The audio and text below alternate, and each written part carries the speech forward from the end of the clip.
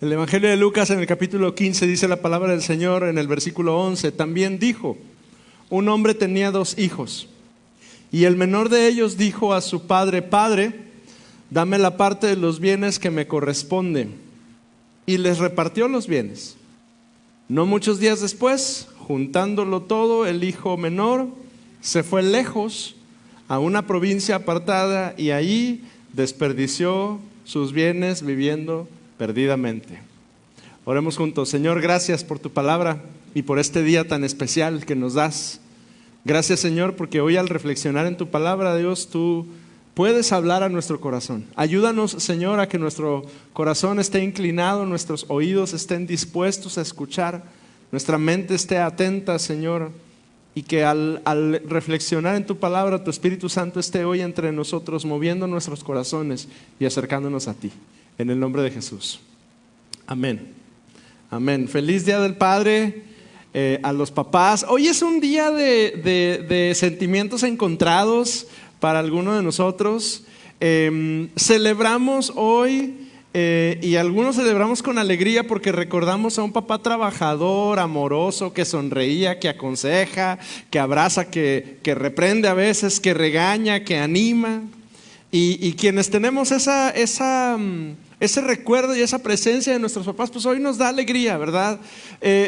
Quienes ya no lo tenemos con nosotros, que puede ser algún caso entre nosotros, pues a lo mejor hoy es un día de nostalgia, de melancolía, de decir, híjole, yo recuerdo que el año pasado, hace 2 años, hace 3, que fue la última vez que estuve con mi papá, bueno, y traemos recuerdos, ¿no? de lo vivido con nuestro papá.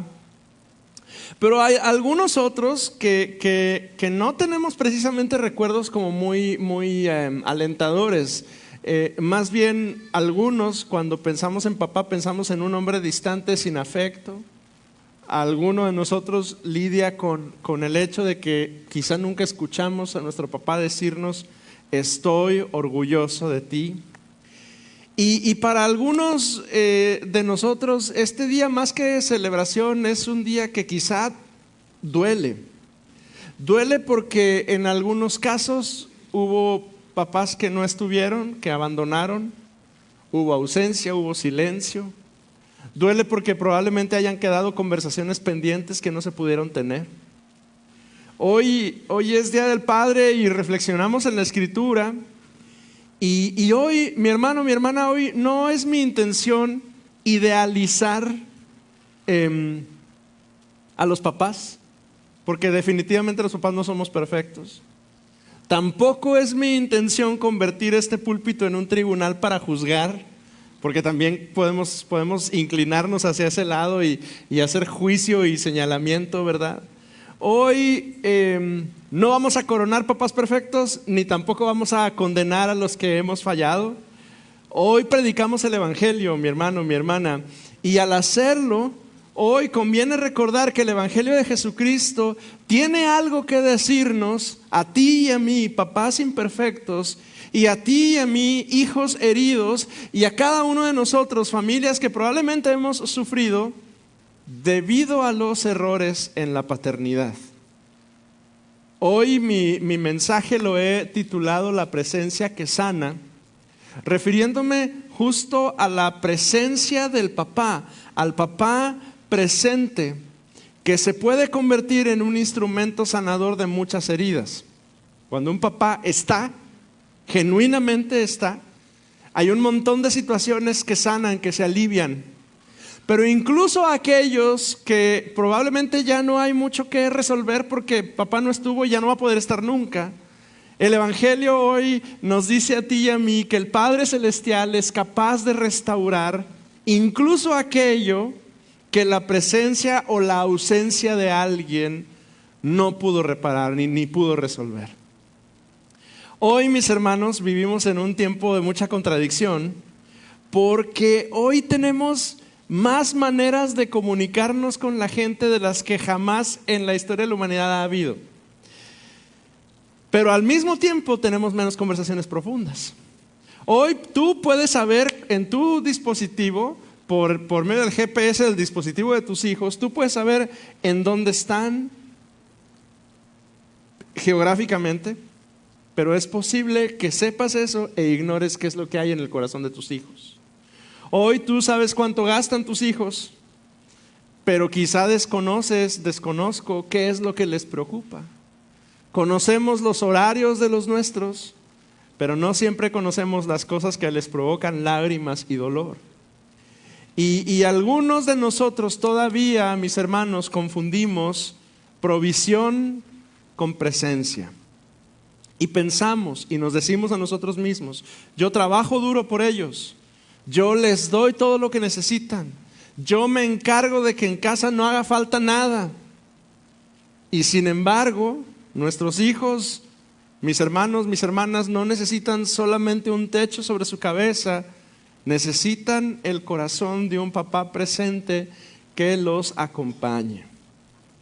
Lucas 15 nos cuenta una historia extraordinaria acerca de un papá que decidió permanecer presente para sus hijos. Y generalmente cuando llegamos a esta historia, de hecho en nuestras Biblias tiene un título, ¿verdad? Se llama la parábola del hijo pródigo, ¿verdad? Pero quizá hoy, mis hermanos, necesitamos llamar a esta parábola la parábola del padre que permaneció presente, para colocar el protagonismo en quien debe estar, en el papá. Uno de los hijos está perdido lejos de casa, pero el otro hijo que aparece también ahí en el relato, resulta que está en casa, pero también está perdido dentro de casa. Este papá nunca dejó de ser papá. Lucas nos narra estas tres historias en el capítulo 15, la oveja perdida, la moneda perdida y los hijos perdidos. Y resulta que para ambos, Dios se muestra como un padre presente, y en este relato encontramos destellos del corazón de Dios como nuestro padre. De hecho, padre, papá, es un título, mi hermano, mi hermana, que es, pudiéramos decir, es un título divino.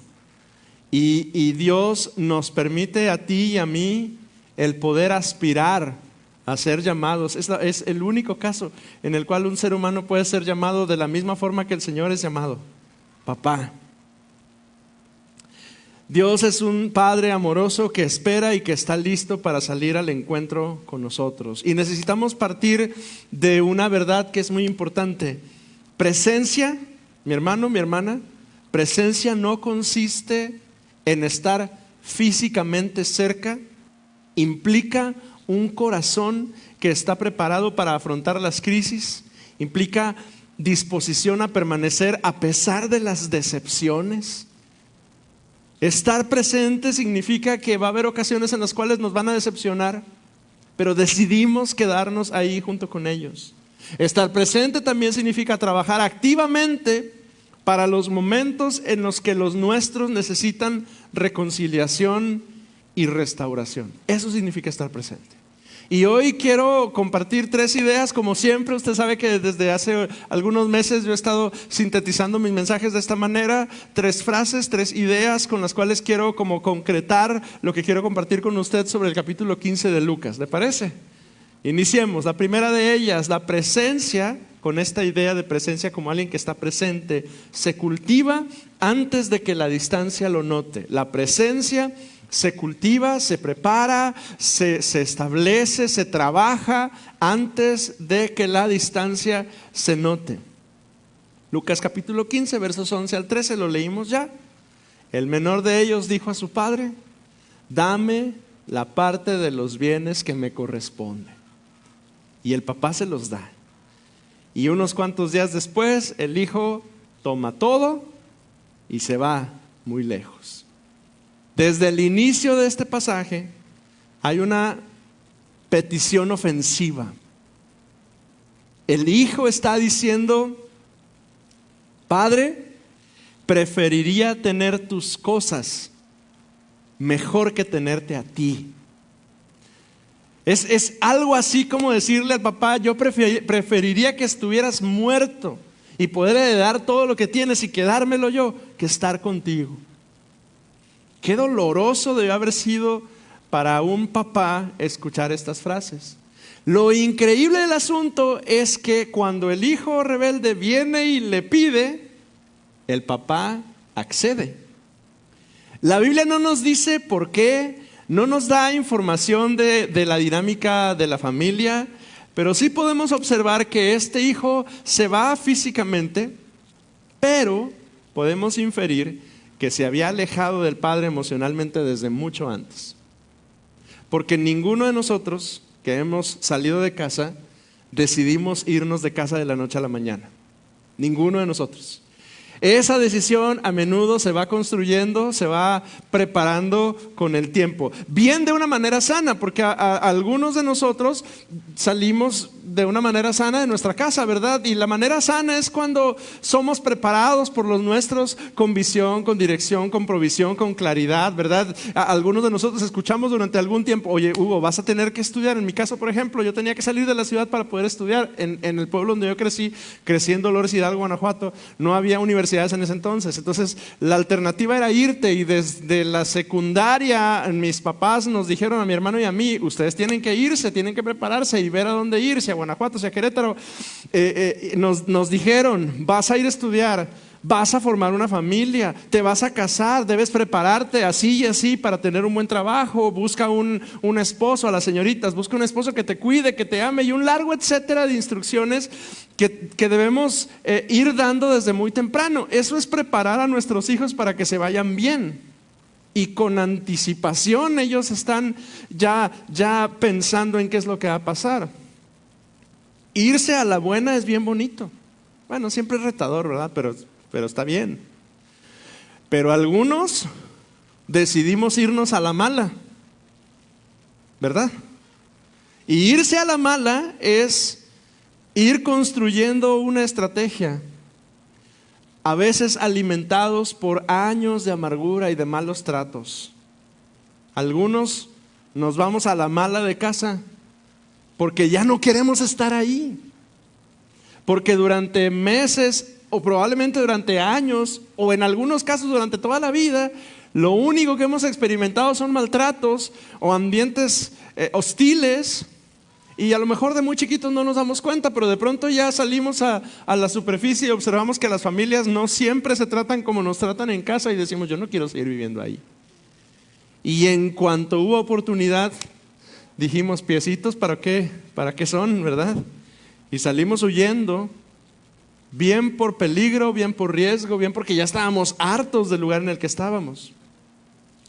Todo padre no solo debe conocer las calificaciones de sus hijos, sino también las luchas del corazón de sus hijos y sus hijas. Igual debemos saber qué es lo que quieren estudiar en el futuro, pero es mejor aún conocer e indagar en los anhelos profundos de su corazón. Lo doloroso es que nos damos cuenta de la distancia que hay entre un papá y su hijo cuando ya lleva años creciendo esa distancia silenciosamente. Qué dolor, mis hermanos. La Escritura prevé que tú y yo, papá, estemos atentos a nuestros hijos desde Deuteronomio. Deuteronomio capítulo 6, cuando el Señor les da el Shema. Oye Israel, Jehová tu Dios, Jehová uno es, y amarás al Señor tu Dios con todo tu corazón. Y en el versículo 6 y 7 les dice, y estas palabras que yo te mando estarán sobre tu corazón. Ojo, ¿dónde, hermano? Aquí.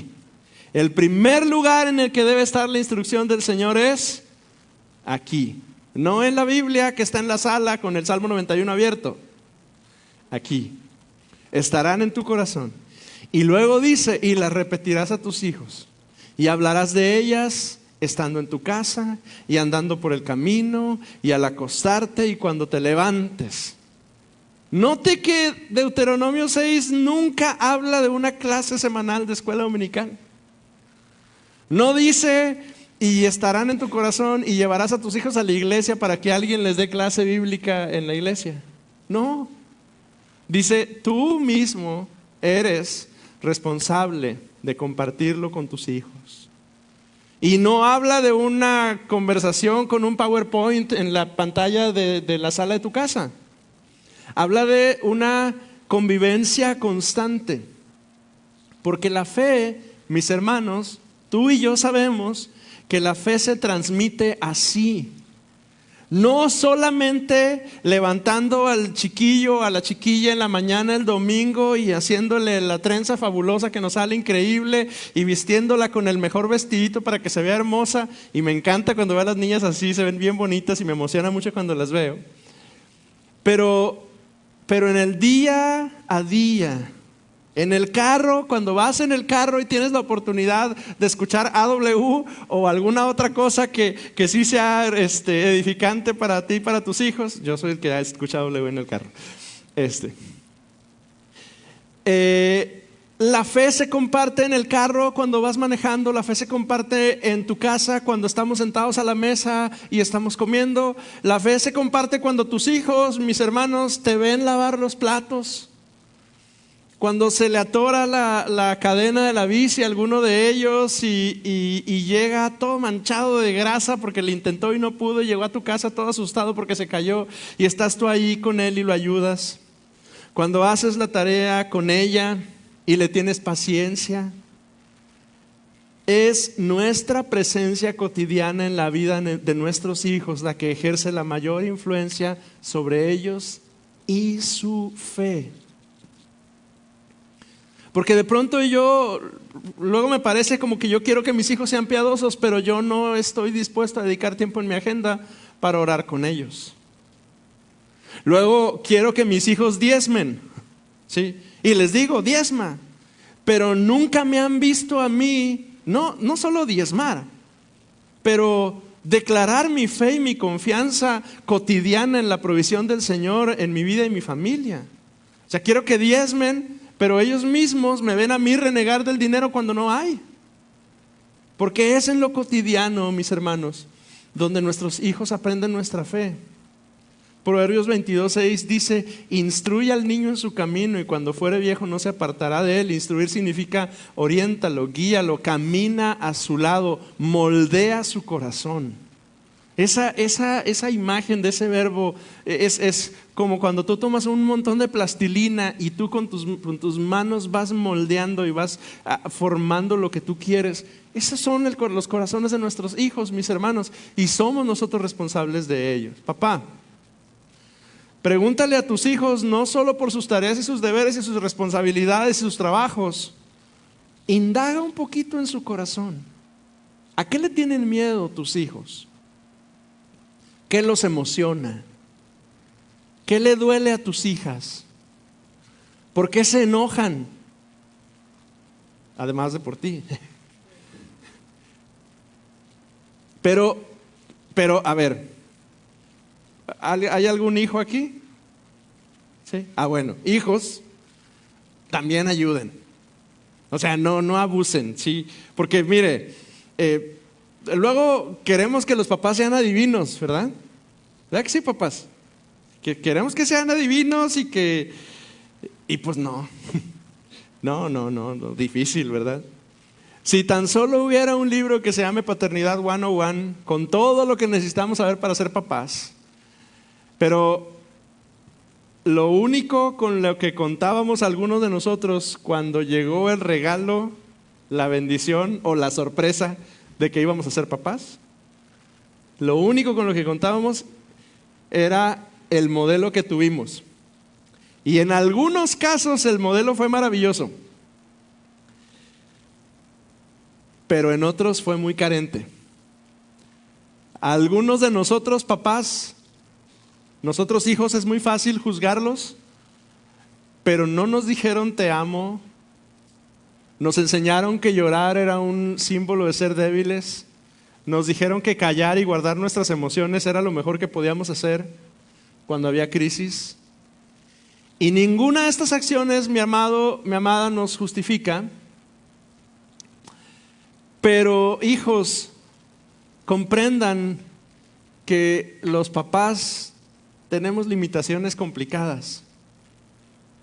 Hijos, permitan también que sus padres conozcan un poco del mundo que hay aquí en sus corazones. Abran un poquito su corazón. Por eso la Escritura dice: dame, hijo mío, tu corazón, y miren tus ojos por mis caminos. Es un pasaje que solemos asociar al Señor hablándonos, pero es un papá hablándole a su hijo, diciéndole: oye, dame chance de entrar tantito a ver qué hay allá adentro. Entonces, si tú eres hijo y tienes a tu papá y tu papá está haciendo el intento por acercarse un poquito, dale chance, dale oportunidad. Las relaciones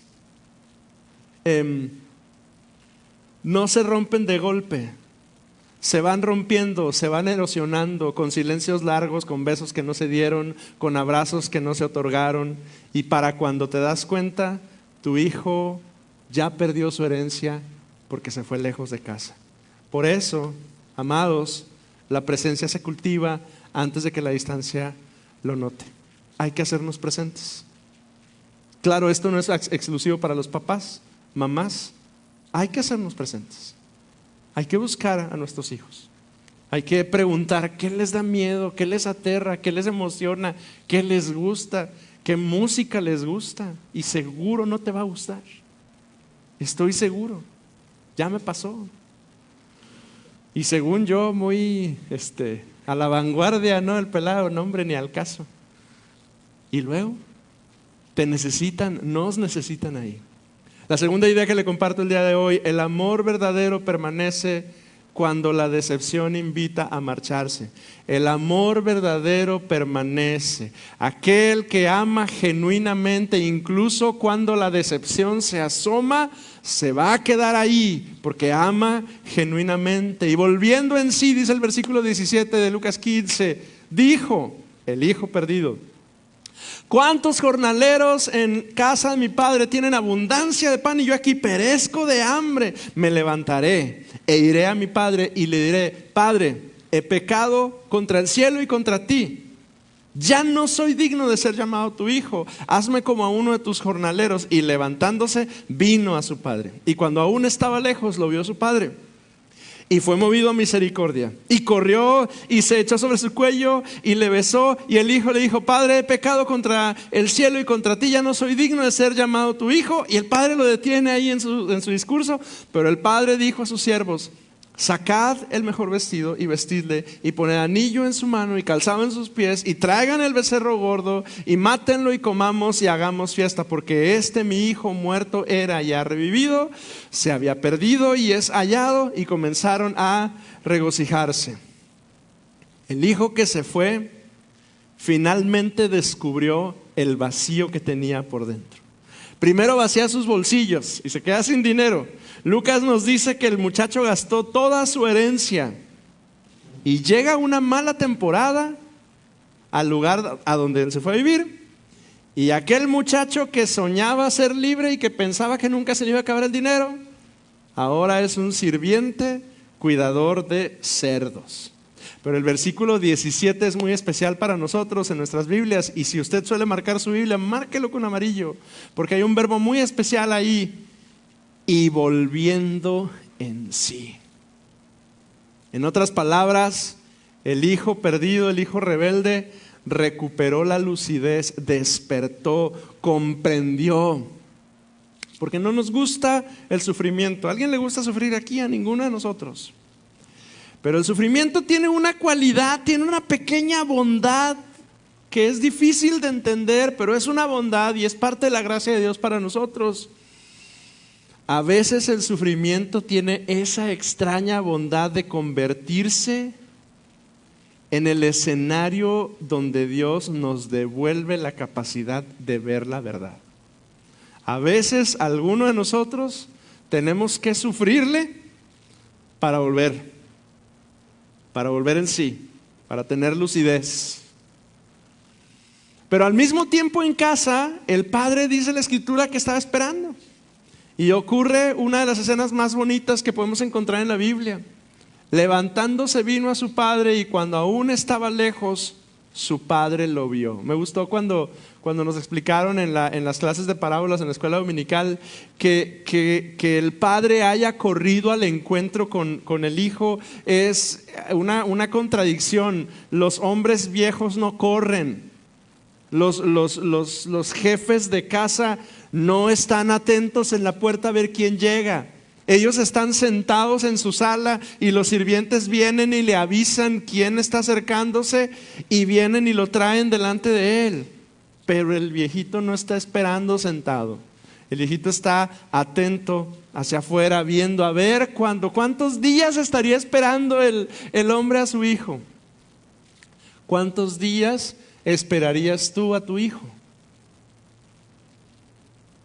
Y creo que la respuesta es los necesarios, los que sean. Las historias estas terribles y trágicas de madres y padres buscadores que están como locos buscando a sus hijos perdidos, anhelando algún indicio, algunos ya no para encontrarlos vivos, ya saben, ya tienen conciencia que probablemente estén muertos, están buscando los restos de sus hijos y andan como locos buscándolos. ¿Por qué? Porque cuánto es capaz un papá y una mamá de esperar y de buscar y de correr y de ser intensos en tratar de encontrar a sus hijos, y la respuesta es lo que sea con tal de tenerlo otra vez en casa. La palabra dice que el papá es movido a misericordia. Ya la semana pasada usted y yo explorábamos esa palabrita, ¿verdad? Compasión, misericordia. En otras palabras, dice que la compasión la sintió hasta las entrañas cuando vio a su hijo a lo lejos. Corre, lo abraza, lo besa, no le importa su apariencia, ni su estatus, ni su dignidad delante de los sirvientes. El hijo tiene un discurso preparado que no le da chance de decir, pero el padre no espera explicaciones. No exige explicaciones, no exige una defensa. Oiga, no le cobra lo que se llevó. Porque él bienvenido y tu dinero, mi dinero, ¿dónde está? No se lo cobra.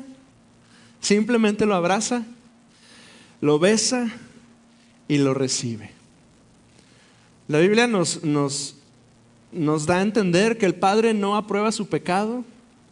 No celebra lo que el hijo había perdido. No abandona la verdad, pero sí recibe a su hijo después del arrepentimiento. Y eso es clave para usted y para mí hoy, hermano. Porque estar presentes, permanecer presentes no significa tolerar cualquier conducta. Y yo quiero ser muy compasivo, pero también muy claro en esto, mis hermanos. Porque algunas veces los hijos se van a caminos torcidos que tú y yo sabemos que no son correctos, y allá están, y nos duele, nos acongoja, nos preocupa, nos asusta, nos quita el sueño, y luego regresa el hijo o la hija, ¿verdad? Y sus caminos no han sido los mejores, pero nosotros decidimos permanecer presentes, no tolerar cualquier conducta, no abandonar la verdad, pero sí ser compasivos tras el arrepentimiento. Un padre presente le dice a sus hijos: no apruebo tus decisiones, pero jamás voy a dejar de amarte. Y esa es, creo, la clave del recibimiento que el padre amoroso le da a su hijo. El Salmo 103, verso 13 dice: como el padre se compadece de los hijos, se compadece Jehová de los que lo temen. Segunda de Pedro capítulo 3 dice: el Señor es paciente para con nosotros. Él no quiere que ninguno perezca, sino que todos procedan en el arrepentimiento. La paciencia de Dios, que es una gracia increíble para muchos de nosotros, espera por nosotros sin indiferencia. Más bien, espera por nosotros con misericordia. Amados, papás, mamás, no podemos controlar las decisiones de nuestros hijos. Quisiéramos, ¿verdad? Pero no podemos. Van creciendo y van tomando decisiones, algunas de ellas Ay, nos salen 3 canas verdes, ¿verdad? Cuando nos vienen y nos dicen, quiero hacer esto. Ay, Dios. No podemos controlar las decisiones de nuestros hijos. El padre en la parábola parece ser noble y amoroso, parece ser un buen papá, y aún así el hijo se le fue. Porque la Biblia no nos describe, nosotros podríamos asumir, ¿verdad? Pero la Biblia no dice que sea un mal papá, no dice que era mal proveedor, no dice que era, o sea, nos describe un buen papá. Y con todo el hijo se le fue. Lo que sí sabemos de este hombre es que no dejó de orar, no dejó de esperar y no dejó de bendecir. No se rindió. Decidió estar listo a la puerta, expectante del día que regresara su hijo. Porque alguno puede decir, pues se va el hijo porque el papá es un mal papá. No, mi hermano, no necesariamente. Y no es que yo deseo que pase, pero puede ocurrir que a algunos buenos papás como los que estamos hoy aquí se nos vaya algún hijo un día y haya una condenación en tu mente y en tu corazón porque algo hiciste mal. No, hermano, no tenemos poder en las decisiones de nuestros hijos, pero sí podemos decidir si seguimos presentes en sus vidas a pesar de que estén lejos. Y hijos, nunca es demasiado tarde para volver. Si fallaste, si hiciste daño, regresa. Regresa con humildad, con honestidad, con arrepentimiento, pero da el paso de volver. Quizá, y das el paso, y Dios puede hacer un milagro restaurándote a ti y restaurando tu familia.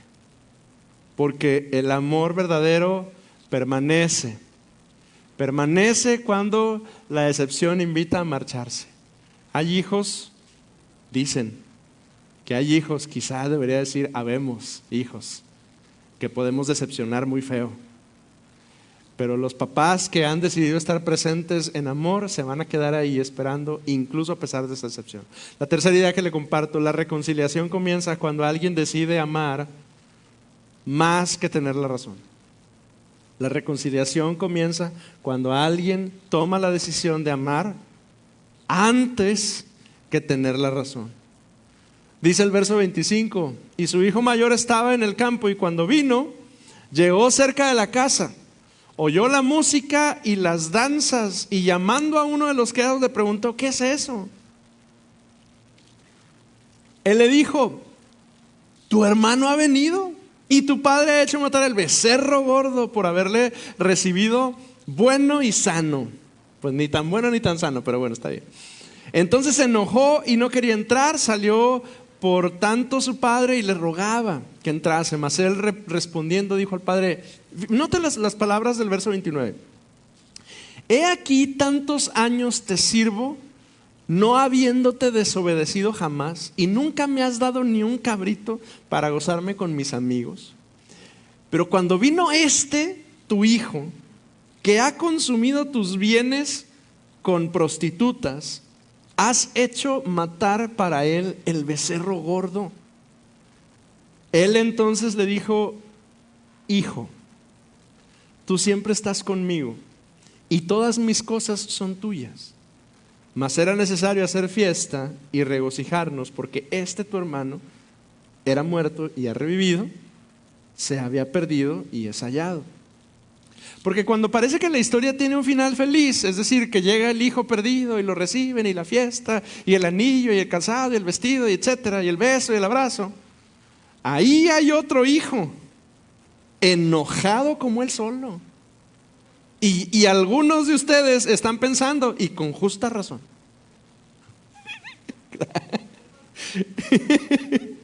por supuesto, y con justa razón, pues ¿qué le pasa? ¿Cómo se atreve a regresar? ¿Cómo tiene la cara para venir y todavía recibir todo lo que mi papá le está dando?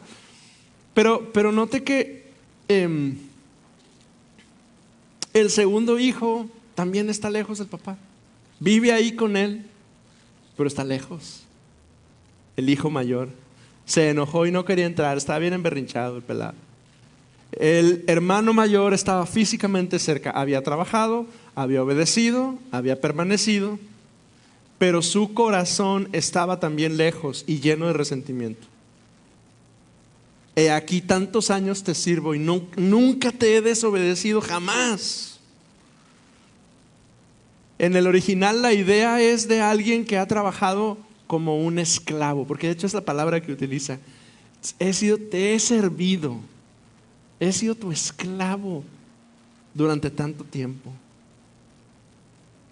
Este hijo no se veía amado, se sentía explotado. Uno puede estar en la misma casa y vivir profundamente desconectados los unos de los otros. Puedes estar asistiendo a la iglesia y estar resentido.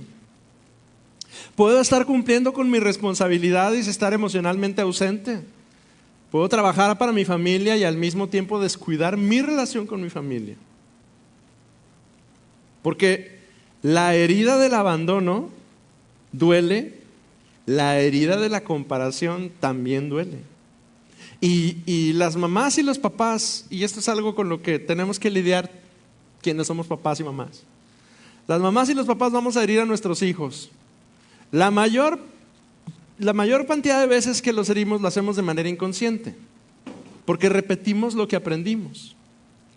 Pero una de las verdades más liberadoras del Evangelio, mis hermanos, y lo voy a decir con mucho cuidado y quiero que me escuche, una de las verdades más liberadoras del Evangelio es que lo que tú heredaste no tiene que ser lo que tú transmites a los tuyos. Lo que yo heredé por el ambiente, por las decisiones, por lo que pasó, por lo que sea de mi familia, no debe ser lo que yo transmita a los míos. Yo puedo ser libre de eso por la gracia y el poder de Jesucristo, por esa gracia transformadora de la sangre de Cristo que limpia el pecado, que quita el rastro del pecado y de la iniquidad de nuestro corazón y que permite que tú y yo seamos hombres y mujeres nuevos, que podemos ahora heredar a nuestros hijos con esa vida transformada. Claro, para que eso pase, necesito tener una vida transformada. Porque si yo no dejo que la gracia del Señor trabaje en mi vida, la mala noticia es que lo que hice, lo repito, y ni siquiera te vas a dar cuenta para cuando dentro de unos cuantos años veas a tus hijos seguir esos mismos pasos que tú tanto odiaste. Y es terrible, pero pasa. Es más, tú conoces historias de gente que le ha pasado, que dijiste, bueno, pues este pelado dijo que jamás iba a repetir eso y que jamás le iba a pasar y que él nunca, y terminó pasando lo mismo y a sus hijos también. Amado, esto no es una palabra condenatoria, más bien es una palabra esperanzadora para ti y para mí. No permitas que suceda. En Cristo los ciclos pueden romperse.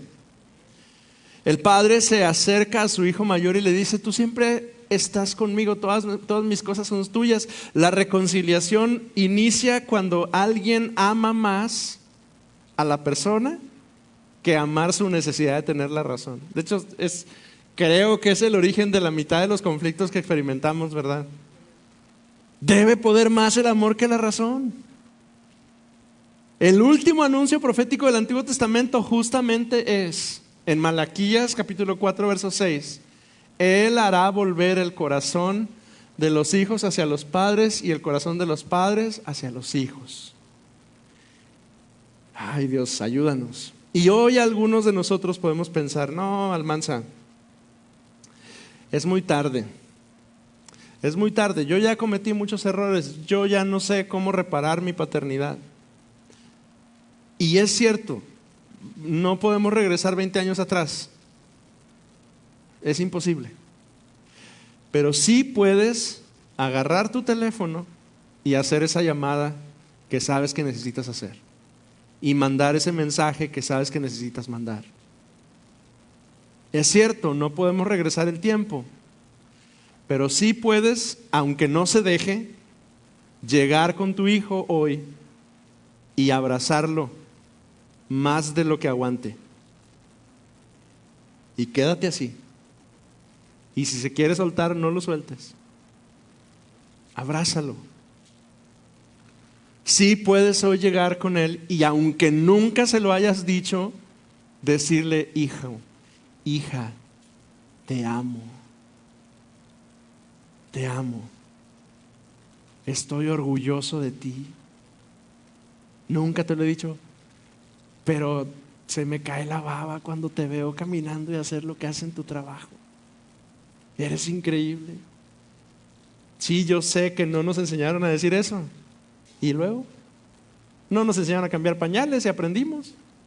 Sí, ¿verdad? Sí aprendimos. Claro, no nos enseñaron a bañar un bebé y un día yo andaba bañando un bebé en la regadera. ¿Cuál es el problema? Dígale que lo ama. Hay 3 ideas con las cuales quiero concluir el día de hoy, mi hermano, mi hermana. Esto ya terminando. La primera de ellas: practica la presencia intencional, no accidental. Practica la presencia intencional, no accidental. Es decir, inicia tú la conversación difícil. Hay conversaciones que necesitamos tener.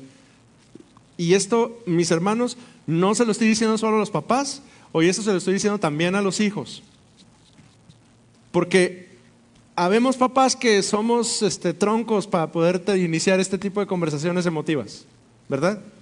Pero los hijos también tenemos responsabilidad en esto. Y si yo quiero que en casa la cosa sane, no me voy a esperar a que el viejo tenga la iniciativa si nunca la ha tenido.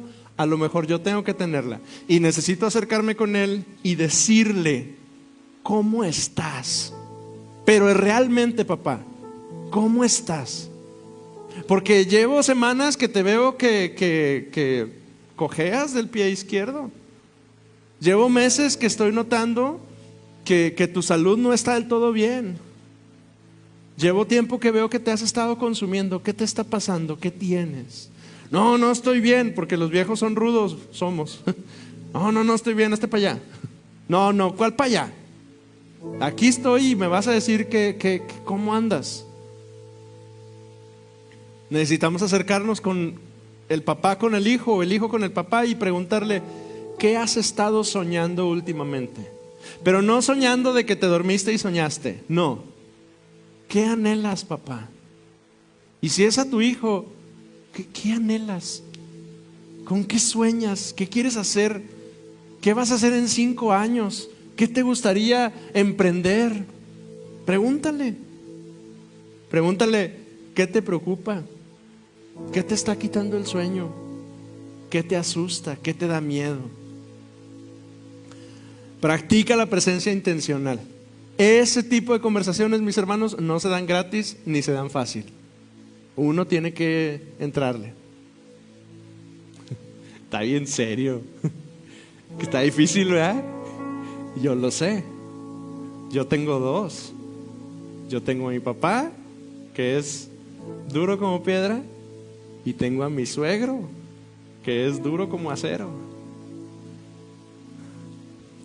Pero si no lo haces, se te puede pasar la vida. Se te pueden ir los pocos o muchos años que todavía tienes al viejo contigo, se te pueden ir y nunca conociste su corazón. Y papás, se te pueden ir los pocos años que te quedan con tu hijo en casa, porque si es adolescente ya se te fue y ni te has dado cuenta. Y nunca conociste su corazón. Pregúntale. La segunda cosa: restaura el lenguaje del hogar. En mi casa pasó algo bien curioso y yo no me había dado cuenta hasta que en estas semanas y que estaba preparando esto me di cuenta. En mi casa, cuando yo era niño, no decíamos te amo. Mi mamá, por alguna razón, reservaba el te amo y nunca lo dijo. En mi casa se decía te quiero. Y ya si andábamos cariñosos, te quiero mucho. Sí, y ya, era lo que uno podía aspirar. Y yo crecí pensando que uno no le puede decir te amo a nadie, porque en mi casa no se decía. Nunca. Mi mamá jamás, ahora de adulto ya me lo dice, antes jamás en la vida. O yo no tengo recuerdo de mi mamá diciéndome te amo. La recuerdo diciéndome te quiero mucho, pero nunca te amo. Y yo crecí pensando, uno no dice te amo. Y si acaso lo dice uno, lo reserva uno para alguien nada más. Yo no sé cómo le fue a usted, pero a lo mejor necesitamos empezar a romper ese molde y acercarnos con el papá, o con el hijo, o con la mamá, o con la hija, y decirle te amo. Yo estoy agradecido con el Señor porque rompió ese molde en mí, y yo a la gente que amo se lo digo.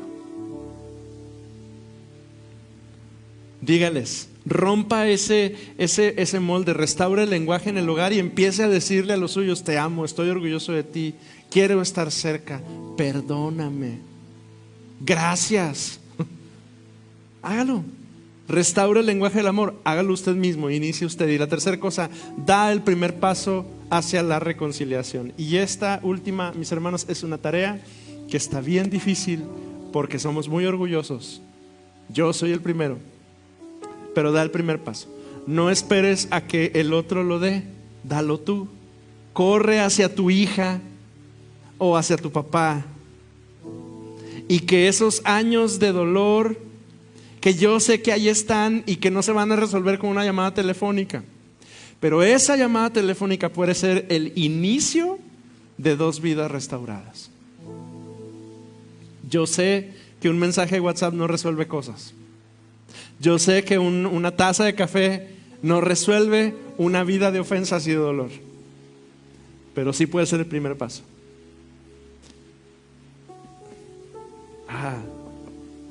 Hace un tiempo estábamos en el campamento de diciembre y ocurrió un gesto con uno de los muchachos. Uno de los muchachos estaban terminando de orar y empezó a caminar como de la esquina para acá donde estábamos Lorena y yo, y se acerca con nosotros y venía directo con nosotros, y cuando llega se para junto a mí y me abraza.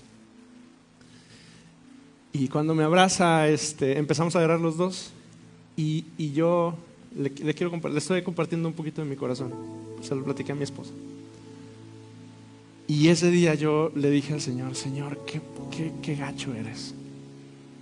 Así se lo dije. Qué mala onda eres.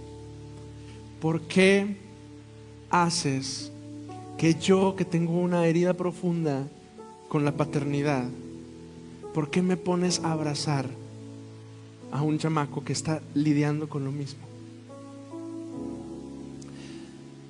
Y lloré mucho, y ha sido una cosa que conmueve siempre mi corazón, porque a lo largo de mi vida me he dado cuenta que el Señor nos pone justo en el dolor que tenemos cuando estamos redimidos por el Señor, y cuando Él ha trabajado con nosotros, nos pone a nosotros a estar ahí y a abrazar y a sostener a aquellos que a menudo tienen la misma herida. Y hoy le estoy compartiendo esto porque todo esto que le he estado compartiendo el día de hoy sobre la paternidad es un terreno que yo mismo estoy tratando de construir y reconstruir sobre ruinas de un hijo que estuvo abandonado mucho tiempo. Pero no son justificaciones. Uno no justifica que yo diga yo así soy. No. El apóstol Pablo dice, antes erais ustedes eso, pero ahora han sido redimidos. Entonces, tú puede que no estuviste presente con tus hijos como deberías, puede que tu papá no estuvo presente contigo como tú hubieras querido, pero tú has sido lavado con la sangre de Cristo. Tu historia a partir de Cristo es otra. Y el llamado de Dios para ti como para mí es a convertirnos en ese papá que nuestros hijos de carne o espirituales necesitan. Póngase de pie conmigo, por favor. Oremos al Señor, ¿le parece? Fíjese, este mensaje cada año me duele, me cuesta mucho. Oremos al Señor, ¿le parece?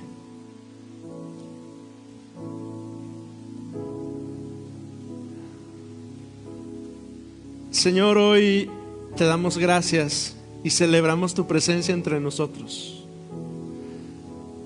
Y te reconocemos, Dios, entre nosotros como nuestro Padre, amoroso, que abraza, que sostiene, que levanta, que restaura, que provee cuando estamos escasos, que sana y que alivia cuando estamos adoloridos y enfermos, que levanta cuando nos hemos caído. Ese es el Dios que nosotros conocemos en ti, Señor, y te damos gracias por eso. Pero hoy, Señor, habemos algunos papás aquí que necesitamos pedirte, Señor, perdón. Perdónanos, Señor, porque hemos sido ausentes. Perdónanos, Señor, porque hemos olvidado fechas importantes de nuestros hijos. Perdónanos, Señor, porque hemos hablado palabras duras sobre ellos, Señor. Les hemos criticado y hemos señalado sus faltas, Dios. Y genuinamente pensábamos que era la manera en la que los podíamos corregir, porque seguro así nos corrigieron a nosotros. Pero lo único que produjimos en ellos, Señor, fue heridas y dolor y enojo. Perdónanos, Señor.